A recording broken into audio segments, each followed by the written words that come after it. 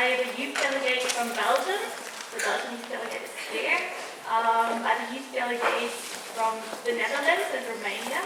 You find them in the back. And we as youth delegates are here to represent the interests of the young people of our countries. So what we do is, for example, we put on-site events like this one. We also speak at the United Nations, and we also participate in the negotiations. So our role here is really to advocate for the interests of young people. Unfortunately, not all countries in the world have a youth delegate program. So if you come from a country which does not yet have a youth delegate program, please feel free to approach any of us, and we are very willing and very happy to assist you in whatever way we can to establish a youth delegate program in your country. Okay, this was all of our self-promotion. Now to the topic. The topic of today is family. It's the right to choose. The panel is up at the front. I'm very looking forward to this promising debate. And this topic is very relevant this year because it's the 20th anniversary of the International Year of the Family. And within the last 20 years, family structures have actually shifted quite a bit, and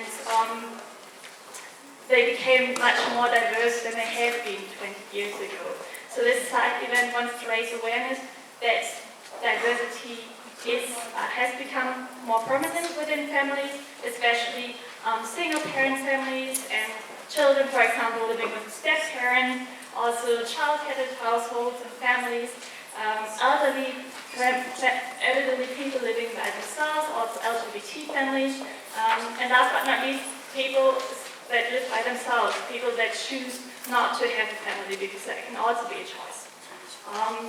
For us youth delegates, it's especially important to stress this diversity of families, and today there are actually 1.2 billion young people aged between 14 and 25 living in the world, and in that age you start planning your future, you start planning your family as well. So many young people at our age actually want to have the freedom to decide what kind of family they want, and they want to take this decision freely and without being judged for it. So before we start talking more about reproductive rights as well as diversity in families, I have the great pleasure of welcoming 3 young artists here today, because this is not going to be just another dull panel discussion. I will spice it up a little. I'm very, very extremely excited to have one young artist who will perform in a minute, Anthony, and all these artists are part of an initiative called I Sell the Shadow. This initiative was started by Lisa Russell. Lisa Russell, maybe you want to make yourself known. She's an Emmy-winning filmmaker, and she aims to create a meaningful relationship between young artists and NGO and UN institutions.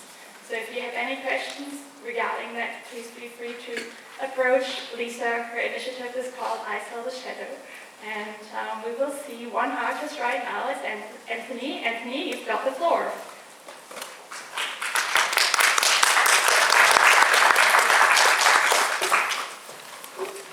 Good afternoon, everybody. How are you today?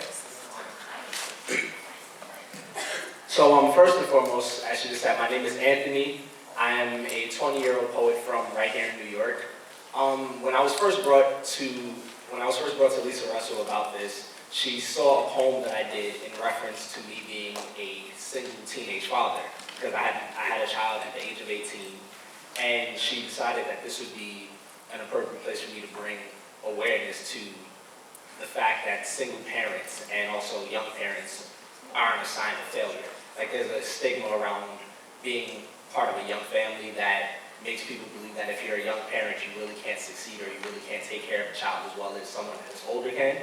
However, I come from a family where there's been consistent, like, teenage parents or young parents and also single parents, and then they're able to take care of their child or their children and create a successful life for them. So this first piece that I'm going to do for you guys today is based off of a conversation I had with my mother when I first told her that I was about to have a child. The fruit of my labor brought a bittersweet moment when I told my mother she'd be a grandmother before age 35. Her eyes, filled with fire and brimstone, she tells me she thinks I'm too young to be a good father. I look at her, 18 years determined, wondering if this is what opening a time capsule feels like. I could see her pregnant at 15, staring at the needle or doctor or coat hanger, trying to erase me as evidence from this crime scene, but I pictured her too scared to pull the trigger. Imagine seeing my mother or doctor or back alley dumpster and asking myself, am I lucky enough to be breathing yet? Mom, do you only doubt me raising a child because you think you failed at raising me? I know I disappointed you. I know typically being a young father is not something people would be proud of, but please understand we are all children. That doesn't make us incapable of raising one. Being an adult will make you view this world through different lenses, but that does not mean you have to stop trying to search for the beauty within its cracks, Mom. I love you, and I promise that I will be the best child to raise a child since you were. She's pregnant. We're keeping her. Yeah.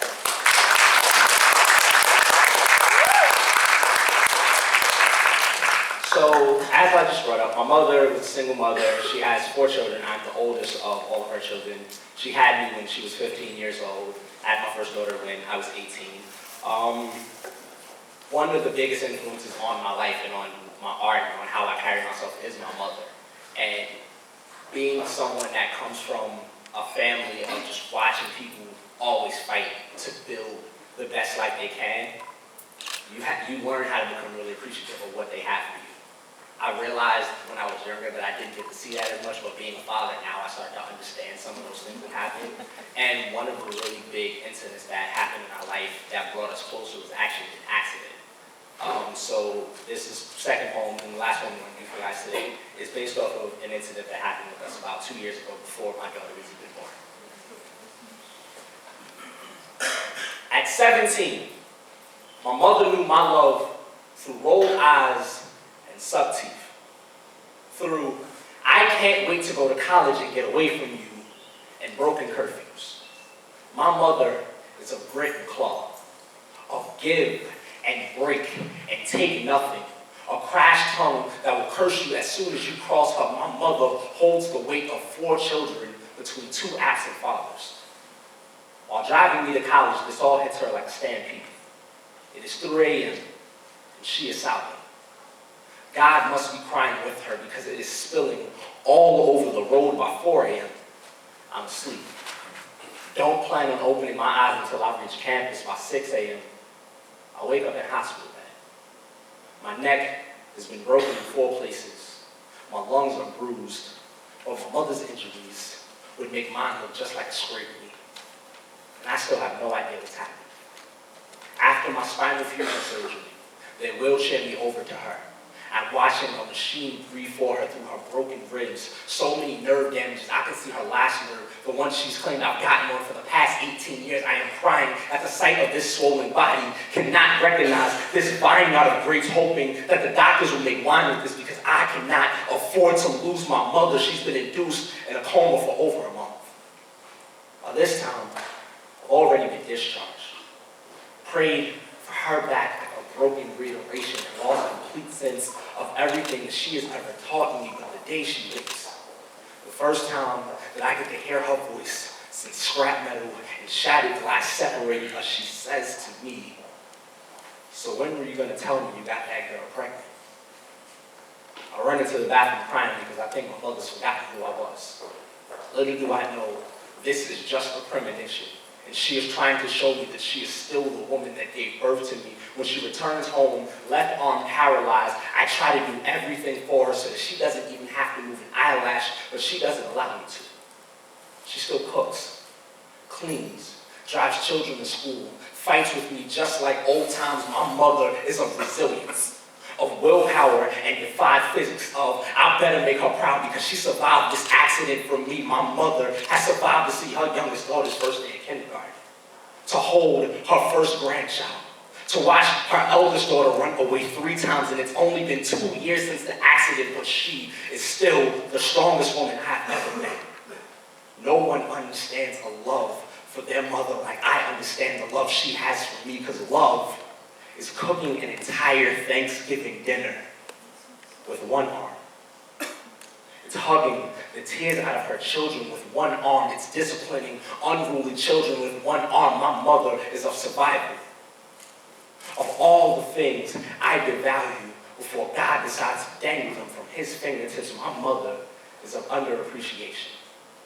I am of hoarding, of clutching too tight, afraid to let her slip away from me. Thank you.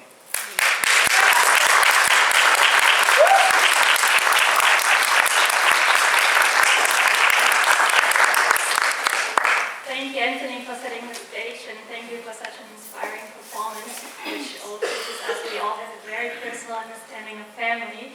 To bring it from the personal to the more political level, I would like to give the floor to our panel, especially to our moderator, Leanne Stewart from UNFPA. Would you like to come on stage?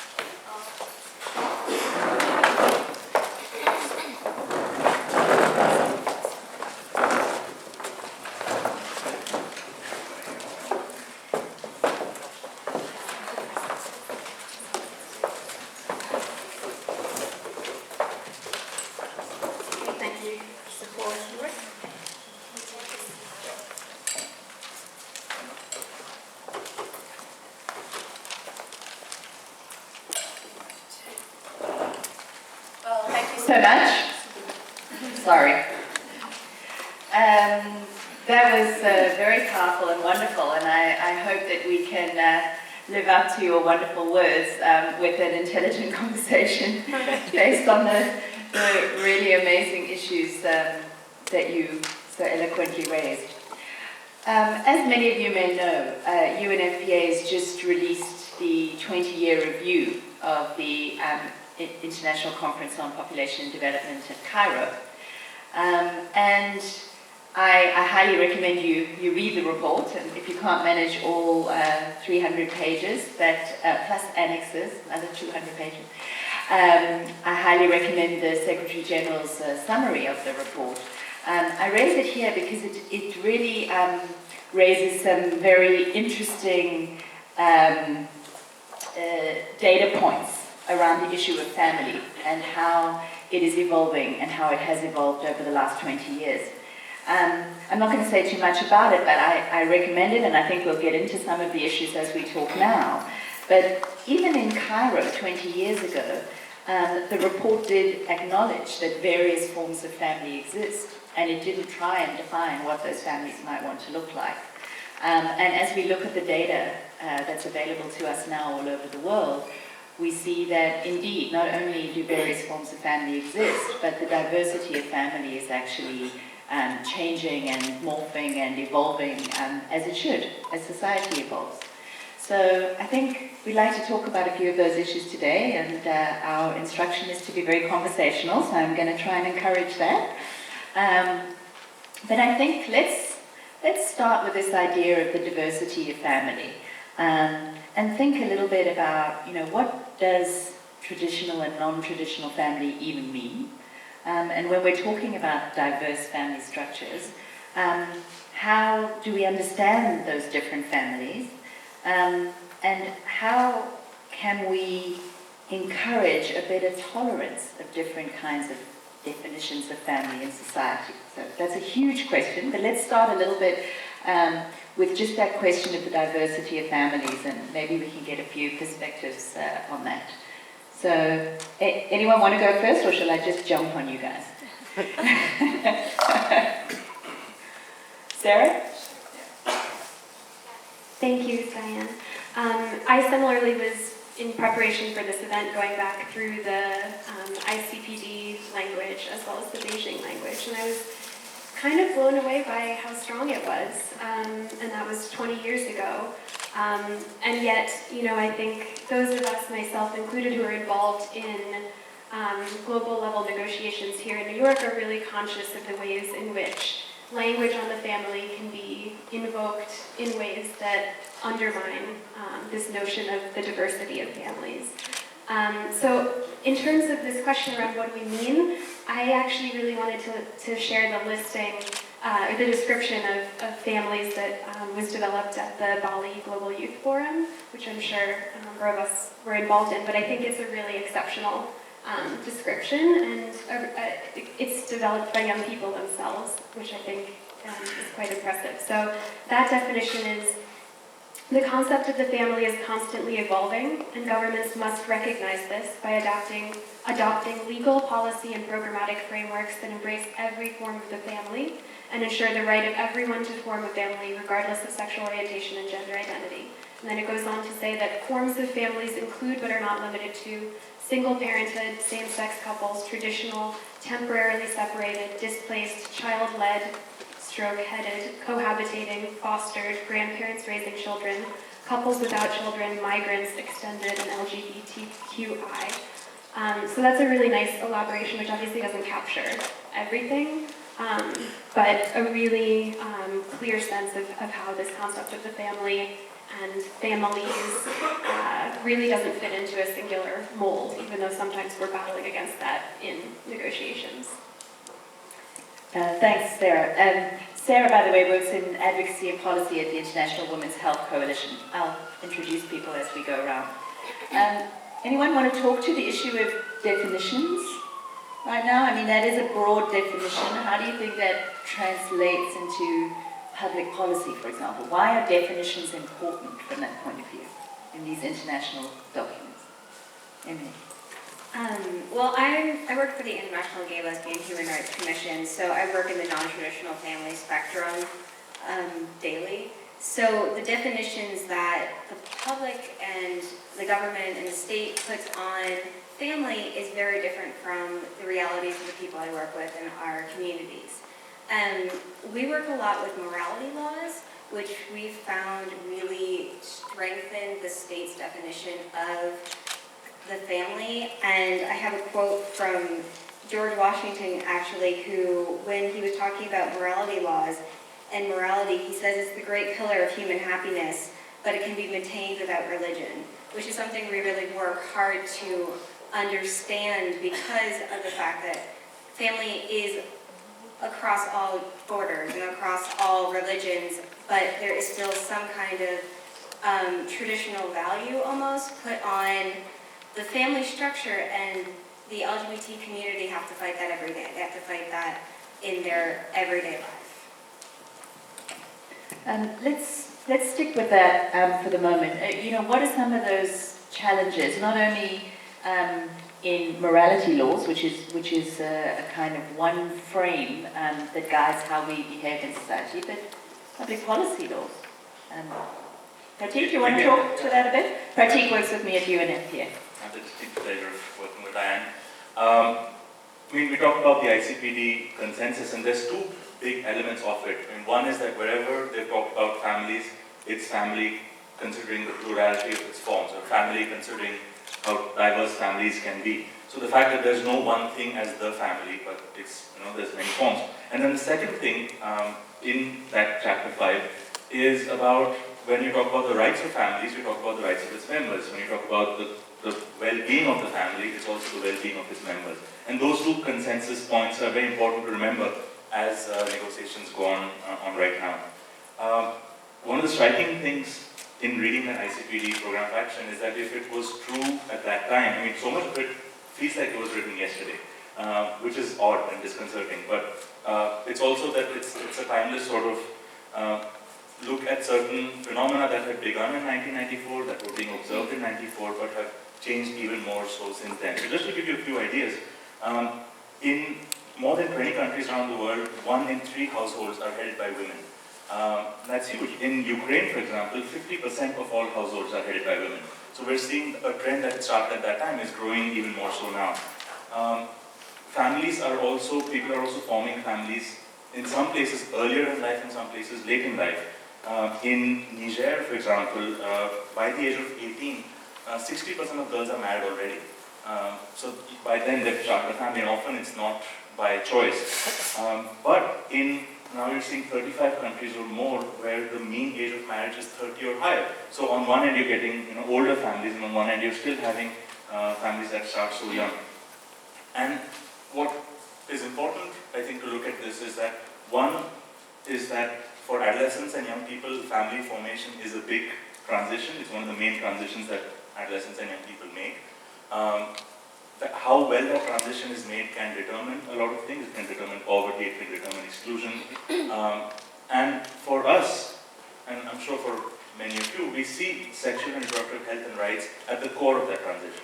So if that transition is made with access to information, with access to reproductive choices, not being forced into marriage, not being married early, being able to marry the person you love, not being forced by any law to live in a certain way or another, those are at the core of that family formation. And I think that when we look at what's happening across the street, when they're discussing family poverty, I mean, the three themes are they look quite vanilla, right? Family poverty, social exclusion, and work-family balance. But I think in that, you can see, if we're talking about how families are formed, it relates with whether people are able to escape the intergenerational cycle of poverty. If a family is formed when a person has completed a full education, if a family is formed when a person is ready, as Anthony said, you are ready.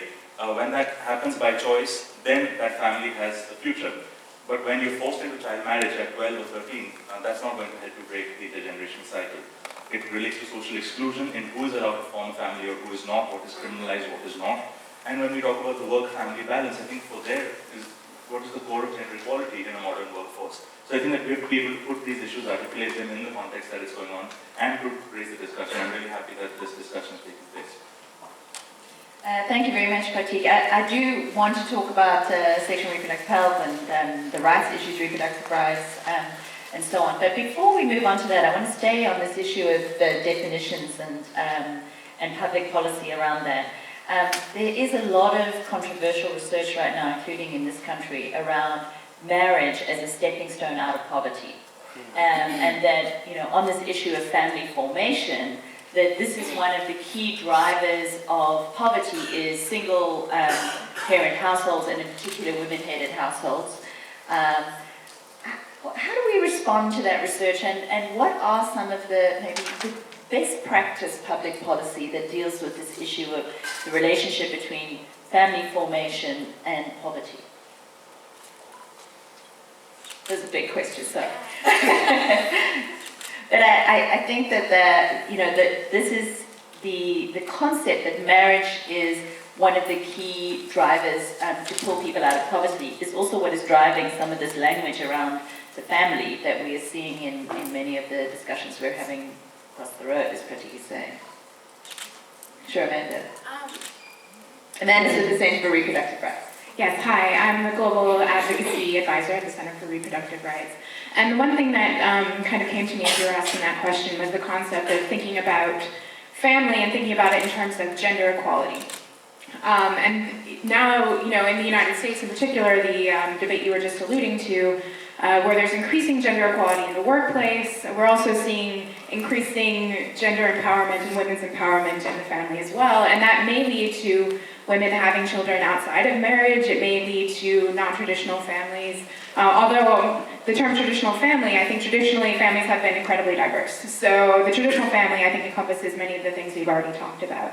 But thinking about policies that aren't just supportive of this kind of traditional view of marriage between a man and a woman and with a child, and supporting that particular vision for society, but rather taking into account the different ways that families are still that are forming, empowering women through social policies that support women-headed households, single parents, that kind of thing, I think is a way to look at increasing gender equality and also having a more diverse idea of what the family is. Yes, yeah. I want to comment.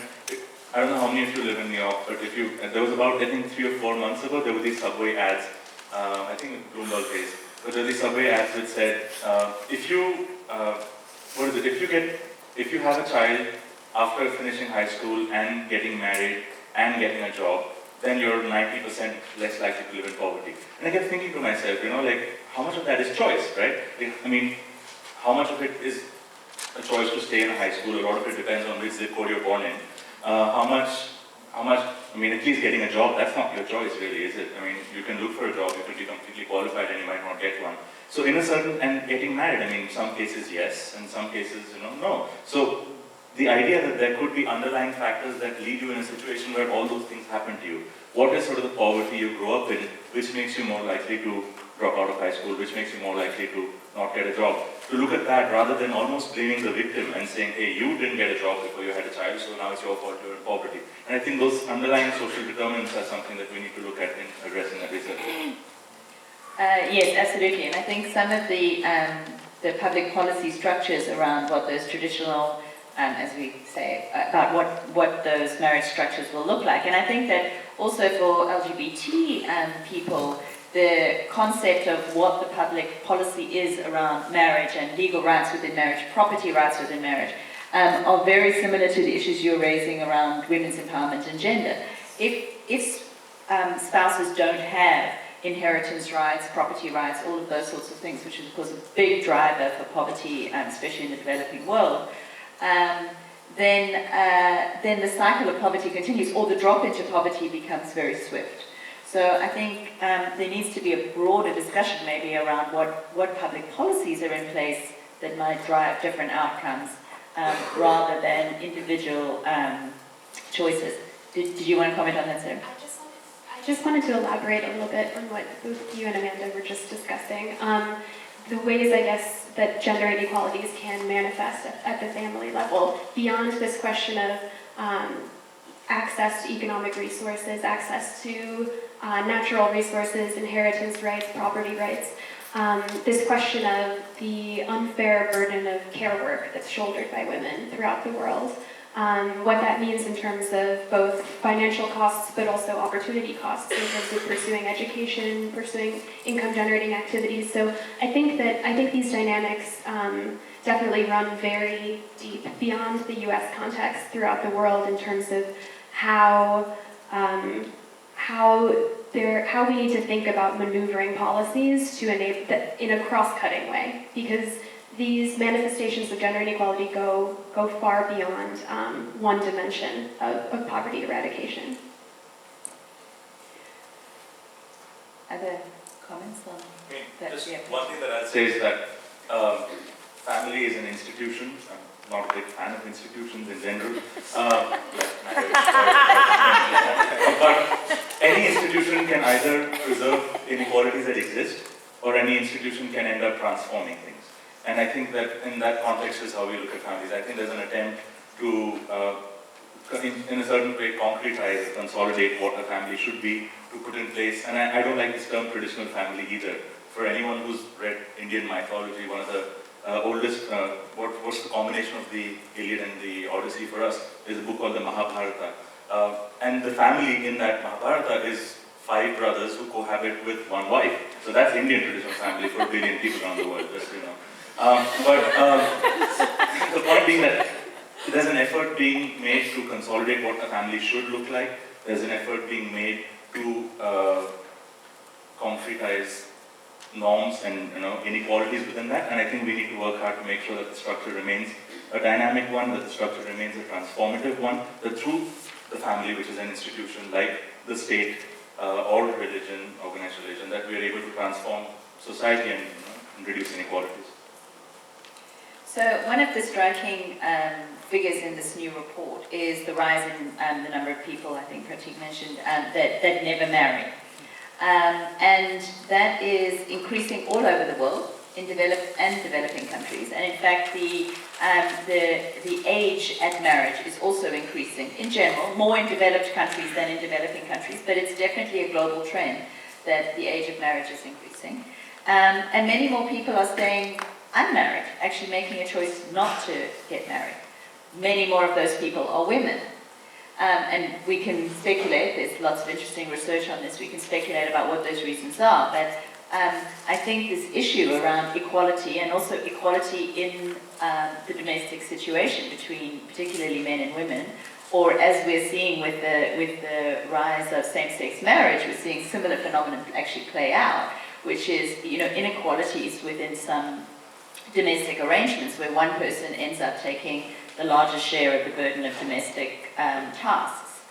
So there's definitely a global change in how people perceive their role in the family and their demands for their own ability to choose. It gets back to the point that Pratik was raising about individual choice. So when we saw these figures, there's interesting analysis in the report around, we're just showing that this is happening, but you haven't seen trends like this since the Second World War, when there was a complete absence of men for women to marry. There was obviously a rise in women who never married. So this is a similar pattern. What is that telling us, do you think, about what family structures, what domestic structures are struggling with, the tensions within these ideas about what any kind of domestic family situation needs to accommodate in this modern world? Emily, do you want to? Yes, I'll try to go that one. I think with going what you're saying with women who are choosing not to get married and the equality between genders has a lot to do with, we've been empowering women for so long and trying to make sure that they understand and we understand that it's equal with men, but we're not using the same kind of force in education with men. We're not working with young men and to work together to understand that yes, I can empower your girlfriend or your sister, but that's not changing the entire dynamic of your relationship. So right now I see, especially in the developing world, we're not working as hard with young men as we are to empower young women. I think there's actually a whole section of the report that talks about sharing of household responsibilities and how progress that has been made in some areas, but globally there is still almost zero progress in the sharing of domestic responsibilities, and particularly child raising between men and women. Why don't we move a little bit on to the issues of sexual health and reproductive rights and the issues around choice that affect what family structures look like these days. Because as I think Pratik raised right at the beginning, there are choices all along that continuum from whether you get to choose who you marry, whether you get to choose when